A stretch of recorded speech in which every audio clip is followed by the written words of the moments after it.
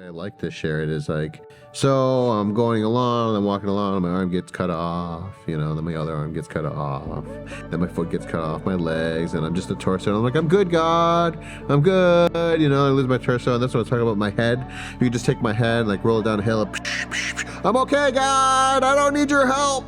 That was me. So my name is Dan. I did not grow up religious. We had the choice. So my grandparents went to Catholic church.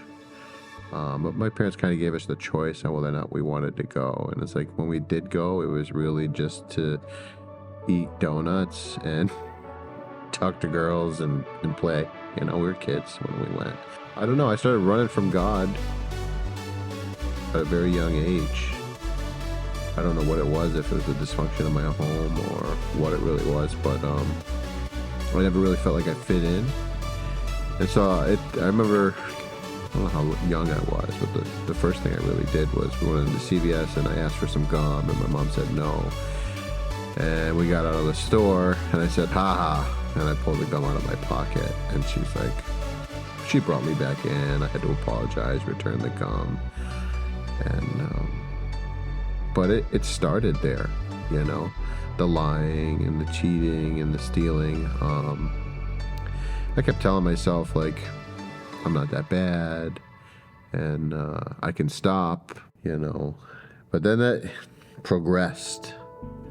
And I kind of put the stealing aside and I'm like, that's it, I'm not going to steal anymore. And I stopped. Kind of had like a little talk with God, even though I wasn't religious and like I had stopped. But now I'm stealing cigarettes and smoking cigarettes that are left in the ashtray and packs, and the people downstairs would buy me cigarettes. And then at that age, you could buy cigarettes for your parents. So I'd go to the store and buy cigarettes for my mom. I say I didn't want to do it, but she gave me the note, and I go there with the note, and it was like $2 and change, and I buy cigarettes. So I started with cigarettes, and now I'm cool, the cool kid. Gosh, if I knew all the trouble I was getting into then. But that lasted a while, but then again, that progressed. So now we're getting people to go into the liquor store for us. And we're waiting outside the liquor store. But still, I thought I was the responsible one, So when we're all drunk walking down the street and the cops pull up, don't worry, guys, I'll handle it. That was like my biggest problem, is I didn't think I had one. I thought I was in control of everything that was going on and that I had like a level playing field. But it continued to get worse, So now I'm like a teenager, still doing all this stuff. We've moved. I've dropped out of high school, Can't keep a job because I'd rather party. I'd work somewhere for a little bit, but then I had FOMO. Felt like I was missing out on something, and I'd literally quit my job to go party, but then the party would be over, and then where was Dan? Everybody's gone, there's Dan. And so I kind of like picked my life, thought I had picked my life back up in my 20s. But it turns out, I was selfish and self-centered to the extreme. And I was taking advantage of people. The girlfriends that I had, they were there to provide for me what I wanted, whether it was sex or a car or clothes or comfort. I had fear of insecurity, sexual insecurity, fear of my finances. All that stuff was there, but I didn't see that for another 10 years. So all throughout my 20s, that's what it is. I was still running from God. And I was in a band. And I'm living the rock star life. Now I'm following Warped Tour across the country. Got to see a lot of cool stuff. But after every night, what are we doing? We're drinking. They got kegs. They supply kegs. And we weren't even active participants in Warped Tour. We snuck in at every show and sold our merchandise. Went up to people with headphones and tried to get them to buy our CDs for our band in Massachusetts, and here we are in like California and Texas and New Mexico. We did the whole US. And so anyways, all that Warped Tour stuff happens in my 20s, and I come back one summer and a friend invites me to go work up in Maine. in Bar Harbor, Maine, right on the ocean there, and cook. So I'm working all day, and then I got a nightlife. I'm drinking and going to the bar and playing the open mics, and I thought that I was, I had arrived and I had everything that I wanted in life, but I was empty. I was like seriously bankrupt. And so that whole summer went by and I caused a lot of havoc. I had a girlfriend who is now my wife. I cheated on my wife with another girl that was there. And let's fast forward to the next year. I got invited to go back up and cook again. And that girl that I cheated on my wife with is working at the same place I'm going to be working. And so I had to confess, I wasn't faithful to her. And God worked through that, but still, I was, I destroyed myself. We went up there, and now it's not just drinking and smoking pot, but it's cocaine. And I'm driving all the way back to Massachusetts from Bar Harbor to pick up cocaine and take it to Bar Harbor. Next thing you know, my wife's pregnant with my daughter. And I'm playing in a jam band and going to music festivals. And so now that it's everything. I am a dumpster of drugs and alcohol, whether it's ketamine or morphine or Molly or anything you can think of. I was doing it. I wasn't using heroin at the time, but I might as well have. I enjoyed everything in life that provided pleasure. That's what I ran to as a solution. I didn't run to God for anything. I tried to fix it with a jug or alcohol. One thing was treating another thing, and none of it was really treating the root of the problem, which is Dan. Everywhere I went, Dan was there. So, now she's pregnant. I was getting ready to leave her. That's what I was going to do. I was going to run from all my problems because I leave my girlfriend. And God says, you're having a kid. But she's pregnant, and on Wednesday nights I'm going down to the open mic, and I'm drinking, and I'm not coming home until, who knows, maybe 9 a.m. the next day. And that continued for a couple years. And it wasn't until probably 2014 that I finally was completely bankrupt. And finally had to start asking for help, because now I've crossed all the lines that I said I wasn't going to cross. All these things that I said I wasn't going to do, I'm doing them. And what else could I do? I had seen videos on YouTube of people smoking crack and people interviewing them. It's like, oh, well, why do you smoke crack? It's like, because I can talk to God, man. And for some reason, at that moment, I'm thinking, where's my God moment? Where is it? When am I going to talk to God, And I'm putting as much as I can in the pipe and sharing it with these people. And it's like, I was not even being responsible at all about, my drug use. I was way overdoing it. I was pretty much trying to commit suicide. And it happened. Next thing you know, these people come into the house and they start speaking my life. Like you have this wife and you have this and you have that. And here you are doing this. And saying things that other people shouldn't know about me. It was literally God had walked into my room and started talking to me about where I was at. It was the wildest thing to have strangers. I did not know what was going on in there. It could only be explained by a power of God situation. And did I get well after that point? No, but that was a start. And so for the first time, I got up and I left my crack there. And instead of getting in the car drunk and high and driving like I normally would have, I walked all the way to the entrance to 91 in Forest Park over off Sumner and called my mother-in-law and said, I got a problem. And can you come pick me up? And this was at 2 or 3 in the morning. And the next day we went back and got my car. And then I asked another friend, that I saw start to get well, what he was doing. And he was going to AA.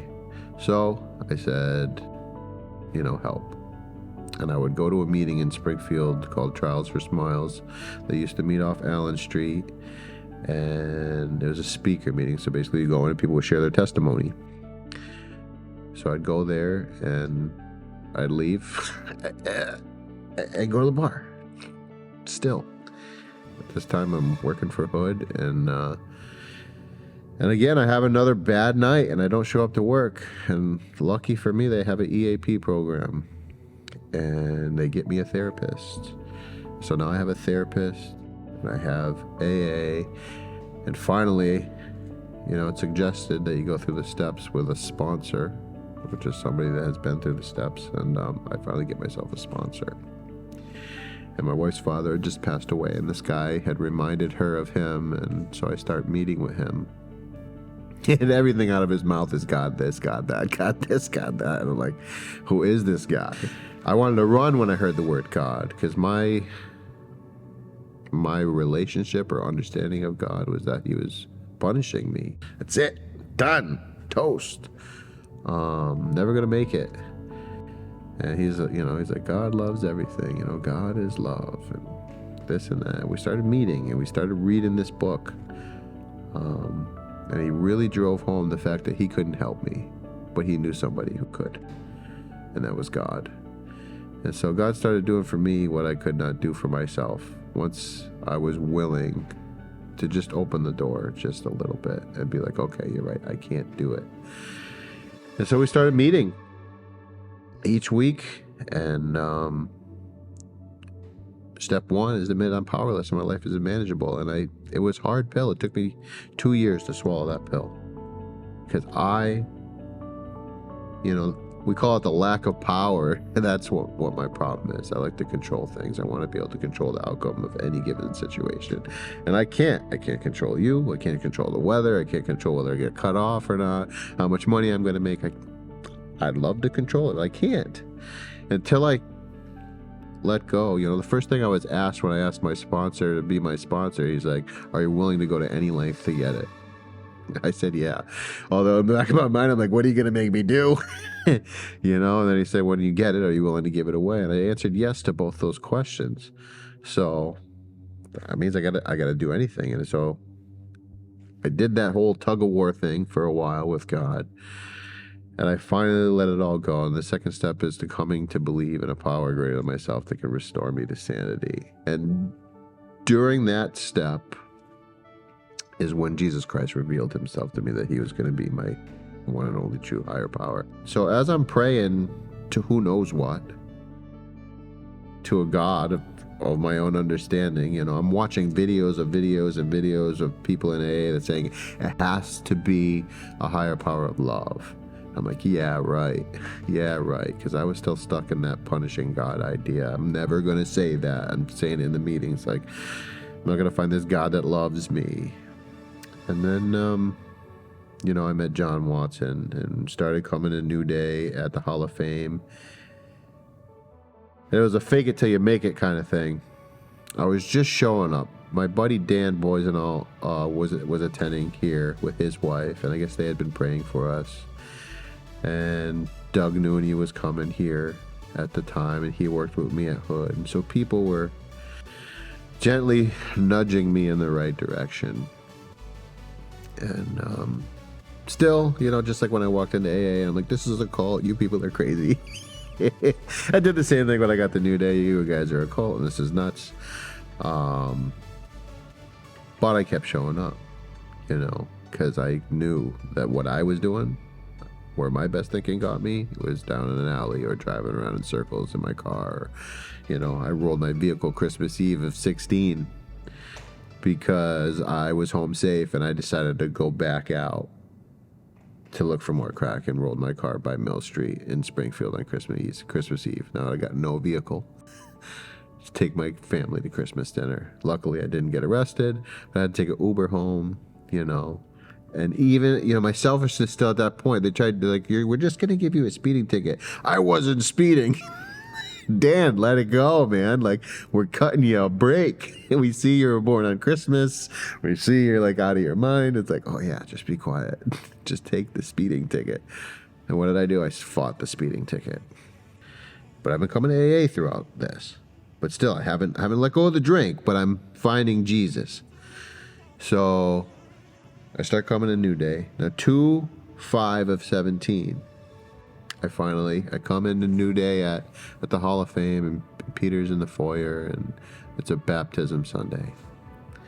And me and my wife are like, can we, on the fly get baptized? He's like, yeah, absolutely. Put these shirts on, takes us down and around the back, and we go up, and, it wasn't a thing where we invited our whole family. We kind of we're doing it today. And that's what we did. We got baptized. Now, was that my last drinking drug and porn and all that other stuff and cigarettes? Those were my issues then. And no, it wasn't. Some things were going on with the family, and again, instead of resorting to my solution, God, I went back out on 10/20 of 17.